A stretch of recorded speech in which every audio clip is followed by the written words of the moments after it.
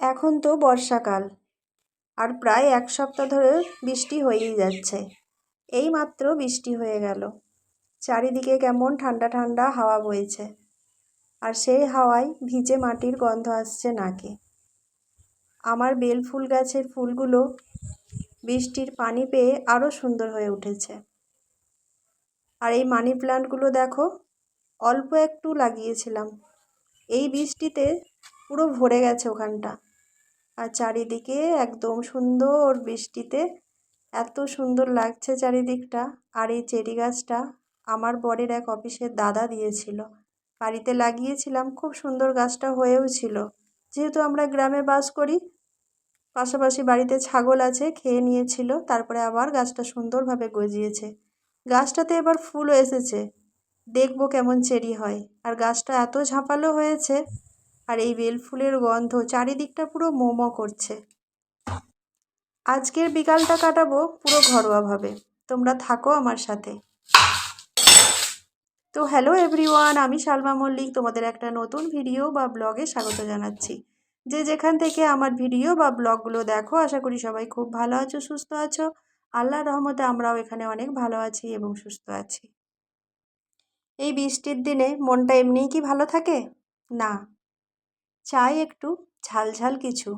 তাই ভাবলাম আজ বানাই পেঁয়াজি, আর তার সঙ্গে হবে গরম গরম লিকার চা, আদা থেতো করে। কেমন জমে যাবে বলো তো বৃষ্টির দিনটা। তাই জন্যই কিছুটা পেঁয়াজ আমি এখানে খোসা ছাড়িয়ে নিয়েছি, আর এইভাবে পানিতে ভিজিয়ে রেখেছি। আর সঙ্গে তো ঝালঝাল করতে গেলে কাঁচা লঙ্কা দিতেই হবে, তাই কাঁচা লঙ্কাও নিয়ে নিয়েছি।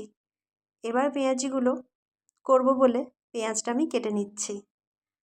আর আমি পেঁয়াজিতে একটু আদাও গ্রেট করে দিই, বা কুচিয়েও দিই। খেতে এত ভালো লাগে, একদম সিম্পলভাবে করি, তবু খেতে সুন্দর হয়। আর এতগুলো লঙ্কা দিয়েছি, যা ঝাল হবে।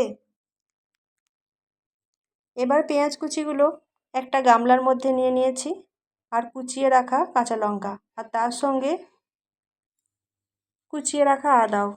তো ভালো করে নুন দিয়ে এবার আমি পেঁয়াজ, কাঁচা লঙ্কা আর আদা মেখে নিচ্ছি। আমি পেঁয়াজিতে কোনো কিছু মশলাই অ্যাড করি না, শুধু একটু নুন, আদা, কাঁচা লঙ্কা আর পেঁয়াজ কুচি, ওইটুকুই জাস্ট দিই, তাতেই একদম খেতে অসাধারণ হয়। পেঁয়াজটা তো ভালো করে নুন দিয়ে মেখে নিয়েছি। এবার আমি দিয়ে দিলাম পরিমাণ মতো বেসন, আর তার সঙ্গে দিয়ে দিয়েছি অল্প একটু চালের গুঁড়ো। চালের গুঁড়োটা দিয়ে দিলে একটু মুচমুচে হয়, আর ভিতরটা যাতে নরম হয় তার জন্য একটু কর্নফ্লাওয়ার দিয়ে দিয়েছি। আর আদা দিয়ে চাটাও তো করতে হবে, তাই জন্য এখানে একটু আদা গ্রেট করে নিলাম। আর এবার পানি দিয়ে দিচ্ছি পরিমাণ মতো। আদা আর পানিটা ফুটুক, তারপরে চায়ের জন্য লিকার দেবো, মানে চা পাতা দেবো। আর এদিকে তেল গরম করে নিয়েছি, তেলটা কিন্তু আমার সর্ষের তেল ছিল। এবার পেঁয়াজিগুলো আস্তে আস্তে গরম তেলেতে ছেড়ে দিচ্ছি।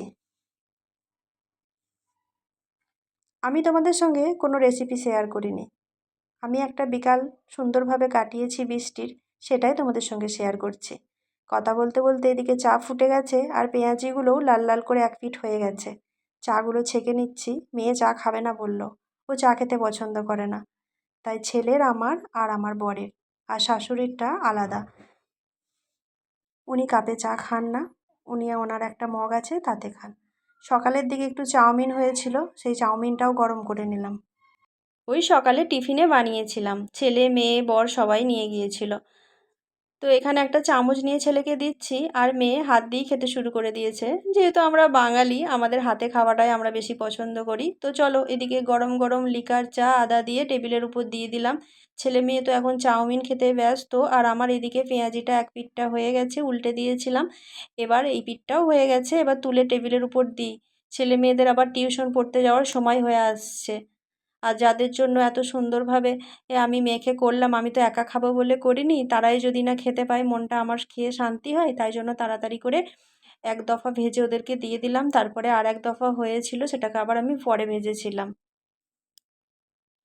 বর আর আমার ছেলে মেয়ে বলছে, মা আজকের সন্ধ্যাটা তো পুরো জমিয়ে দিলে তুমি। বাইরে হচ্ছে ঝিরঝির করে বৃষ্টি, আর একদম বাড়িতে ডাইনিং টেবিলে ঘরোয়াভাবে পেঁয়াজি, গরম গরম চা, বাদাম ভাজা, তার সঙ্গে আবার চাউমিন। বর আর ছেলে মেয়ের কাছ থেকে সুন্দর একটা কমেন্ট পেয়ে আমার মনটা তো খুশি হয়ে গেল। ওরা এখন টিউশন পড়তে চলে গেছে। আমি এখন পেঁয়াজি মুড়ি আর ওই লিকার চা নিয়ে বসেছি। তো আজকে আমার ভিডিওটা এই পর্যন্তই থাক। তোমাদের কেমন লাগলো অবশ্যই কমেন্ট করে জানাবে। যারা আমার ভিডিওতে নতুন আছো অবশ্যই ভালো লাগলে সাবস্ক্রাইব করে দেবে, আর যারা ফেসবুক পেজ থেকে দেখছো পেজটাকে আমার ফলো করে দিয়ে পাশে থাকবে। সবাই সুস্থ থাকবে, সাবধানে থাকবে, পরিবারের সকলকে নিয়ে খুব খুব খুব ভালো থাকবে। আমি নতুন একটা ভিডিওয়ে আবারও তোমাদের সঙ্গে দেখা করব। আল্লাহ হাফেজ।